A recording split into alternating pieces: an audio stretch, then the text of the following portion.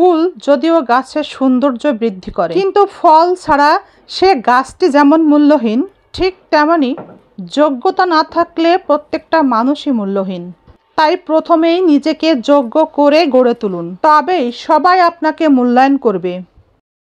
সঙ্গীকে ব্যস্ততা দেখান, অবহেলা করেন। সঙ্গীকে অবহেলা করবেন না, ব্যস্ততা দেখাবেন না। না জানি আপনার অপেক্ষায় থাকতে থাকতে অন্য কারোর সঙ্গে আপনার সঙ্গীর প্রেম না হয়ে যায়। কি বুঝলেন? বাস্তবতা যদি বুঝতে চান, ঘর থেকে বেরিয়ে শুধু একবার চিন্তা করুন, একবার শুধু চিন্তা করুন, আপনার সন্তানগুলো তাদের মাহারা। তারা অঝরে কাঁদছে আপনার দিকে তাকিয়ে। দেখবেন মুহূর্তের মধ্যেই আপনার কাছে আপনার স্ত্রীর গুরুত্ব বেড়ে যাবে। আশেপাশে যত সুন্দরী নারী থাকুক না কেন, সেদিকে তাকাতে ইচ্ছা করবে না। বাস্তবতা কী জিনিস ঘর থেকে বেরিয়ে দেখুন, শূন্য পকেটে বেরিয়েই দেখুন না। আমাকে হারালে তোমার আহামরি কোনো ক্ষতি হবে না। আমি তো আর চাঁদ নই যে হাজার মানুষ আমাকে ভালোবাসবে, কিন্তু তোমাকে হাজার মানুষ ভালোবাসে, হাজার মানুষ ভালোবাসবে, এটাই স্বাভাবিক। নিজে সুস্থ থাকতে চান, সংসারে শান্তি চান, কর্মে উন্নতি চান, তবে শুধুই পরিশ্রম করুন আর স্ত্রীর প্রশংসা করতে থাকুন। স্ত্রীকে এভাবে বলুন, তোমার মুখের হাসি আমার হৃদয়কে উজ্জ্বল করে তোলে। আমি বড়ই ভাগ্যবান তোমাকে পাশে পেয়ে। দেখবেন আপনার স্ত্রী সারা দিন আপনার জন্যে, সংসারের জন্যে, সব কিছুর জন্যে দোয়া করতে থাকবে মনের খুশিতে। পরিবারের খুশিতে আল্লাহ খুশি হয়ে যাবে আর আপনাদের পরিবার সহ সকল কাজে বরকত নেমে আসবে।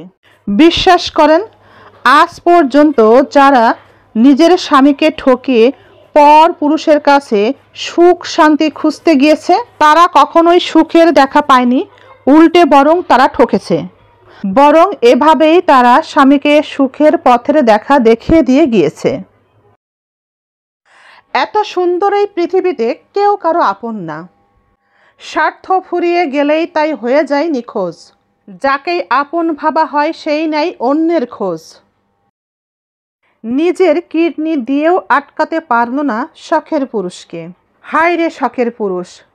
স্ত্রী যদি পরকীয়া করে তবে স্ত্রীকে খুব সহজেই ডিভোর্স দিয়ে দেয়, কিন্তু স্বামী যদি পরকীয়া করে তবে স্ত্রী আপ্রাণ চেষ্টা করে তার সংসারটাকে টিকিয়ে রাখতে।